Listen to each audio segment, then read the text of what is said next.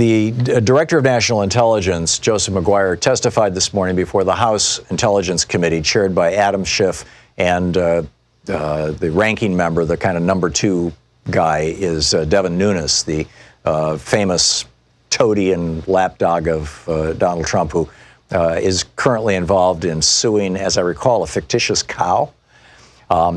Anyhow, God save us all.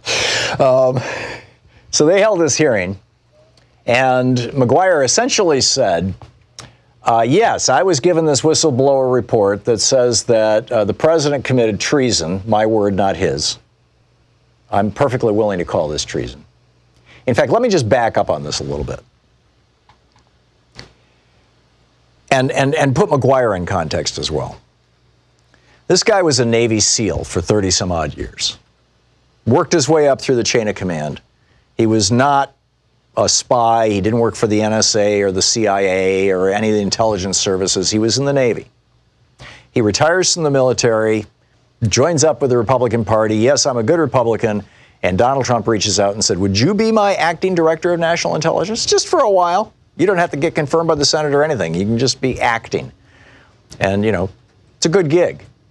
And McGuire goes, he said this in his testimony, I'm not the most well-qualified guy for this job. And the Trump administration says, yeah, but we'd like you. And he says, okay, I'll do my duty. I've done my duty my whole life. I see a flag, I salute it. Or a senior officer in this case, the president, the commander-in-chief. And so he's on the job about a week. He's been on the job for 41 days. Today was his 41st day on the job. I don't know if that's business days or total days, but he's been on the job for about a week. And the Inspector General, now, Inspector Generals, this is the Inspector General for the intelligence community. Inspector Generals are sort of like internal affairs with the police department. You know, we've all watched cop shows, and the cops all hate the guys in internal affairs, according to the cop shows. I mean, I have no personal knowledge of this, but this is, you know, you see this on TV, it's such a cliche, right? Internal affairs.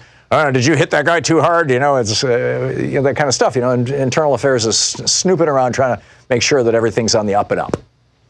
Well, you have that same thing in big government bureaucracies, you know, like the State Department and the intelligence community and et cetera, et cetera.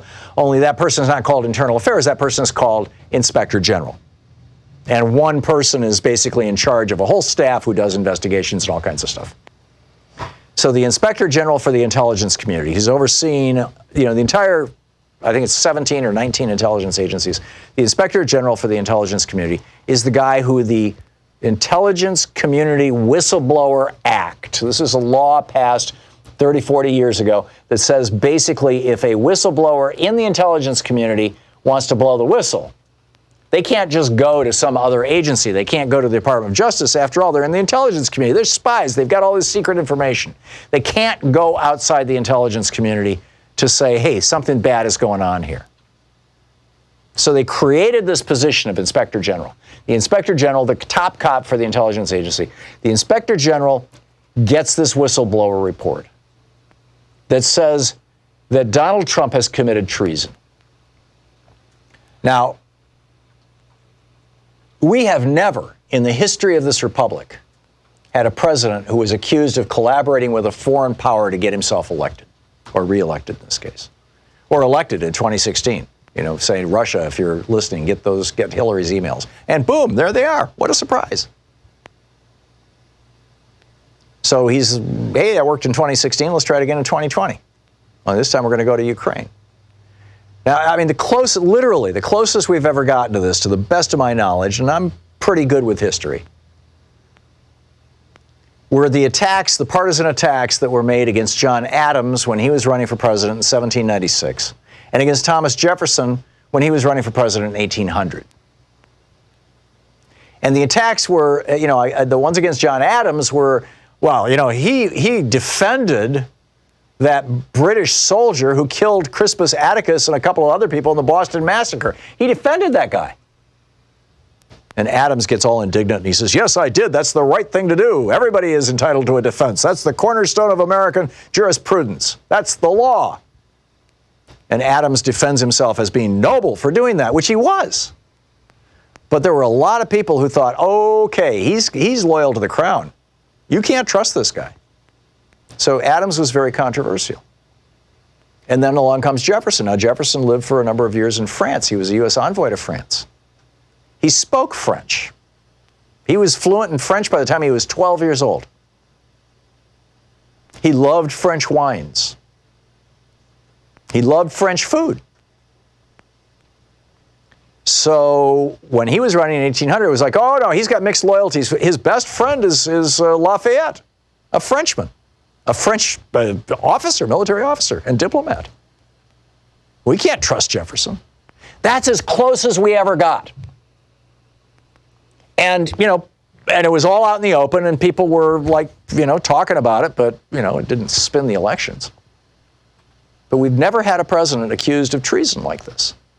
And here's this guy, Joe McGuire, who's his first week or two on the job, and this thing drops in his lap, the biggest bombshell in the history of the United States,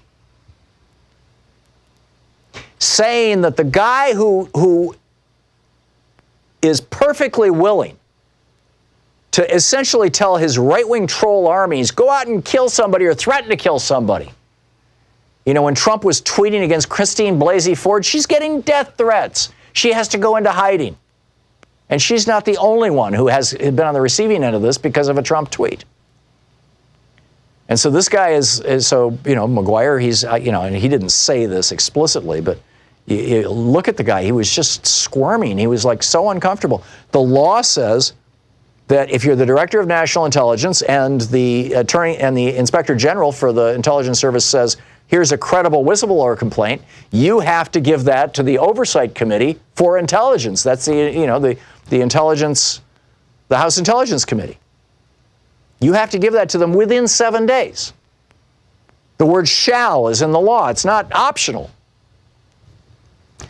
So he's like, okay, if I give this to the House without telling the White House about it, Trump is going to be seriously pissed off. And look at what look at what happens to people where that happens. On the other hand, if I don't give it to the House, I'm breaking the law, and I could go to jail. What do I do? What would you do? So he says, okay, I've been a soldier for almost 40 years. I understand chain of command. I need to take this to a lawyer, but I need to take it to a lawyer who's above me in the chain of command, and there's only two. There's the lawyers for the White House, and there's the lawyers for the Justice Department, who are arguably not above him in the chain of command. They're sort of his peers, but not quite. I mean, Director of National Intelligence is not a cabinet position, so he's not quite the equal of Bill Barr. He's subordinate, arguably, lower down in the pecking order. So he's got this whistleblower complaint saying that the president is guilty of treason. And by the way, this is quoting from the whistleblower, this interference includes, among other things, pressuring a foreign country to investigate one of the president's main domestic political rivals. The president's personal lawyer, Rudy Giuliani, is a central figure in this effort. Attorney General Bill Barr appears to be involved as well. So he takes the complaint to Barr and to Trump, or Trump's people. Says, what do I do with this? And shockingly, Bill Barr, the guy that William Safire back in 1992 called Cover-Up General Barr. If you have a New York Times subscription, just plug that into their search engine with the year 1992. It'll blow your mind, William Safire's columns about Bill Barr and his cover-up efforts with regard to Iran-Contra. He was doing it throughout the year. It's mind-boggling, which is why Trump brought him back. So surprise, surprise, Bill Barr says, oh, don't worry, you don't have to give that to Congress. Now, the Inspector General knows the law. He knows that McGuire is supposed to give this to Congress, and 7 days goes by and Congress doesn't have it, and the Inspector General is starting to freak out. And, it's a little hazy here exactly what happened next, whether the Inspector General leaked this or whether, the Inspector General went to the Intelligence Committee and one of them leaked it, or some reporters just got it from a leak inside the White House, which is, frankly, I think the most likely what happened. But the New York Post, the Washington Times, and NBC News all break this story, that the Director of National Intelligence is sitting on a charge from a whistleblower, and now they're starting to say that they think this whistleblower is a CIA guy, that Trump committed treason, and that Giuliani and Barr were in on it. and that they hid the evidence on a secret server, and that this isn't the first time they did it. And all hell breaks loose. And so he's just like squirming there. He's like, I don't want to go to jail. I mean, if he's trying so hard not to admit that he held this up and violated the law, and at the same time, so he doesn't go to jail. But at the same time, he's trying so hard to say, yeah, I read this. I know what this guy said, and I think it's credible. It's solid. Yeah, it does look like Trump committed treason. And Bill Barr and Rudy Giuliani helped him. And then Trump comes out just hours ago and says that, this whistleblower should get the death penalty. He said, and I quote, this was at a closed event, no reporters. This was to the UN staff. He says, I want to know who's the person who gave the whistleblower the information, because that's close to a spy. You know what we used to do? I'm quoting Trump here, word for word. You know what we used to do in the old days when we were smart with spies and treason, right? We used to handle it a little differently than we do now.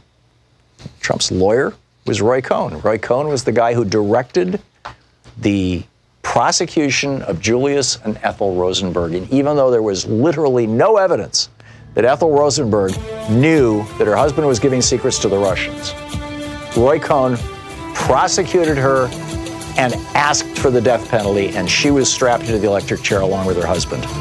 They both died. Roy Cohn, that made his career. And then he became Trump's lawyer, along with the two biggest mob families in New York. It's an amazing story. And now Trump is saying, yeah, we should kill this whistleblower too.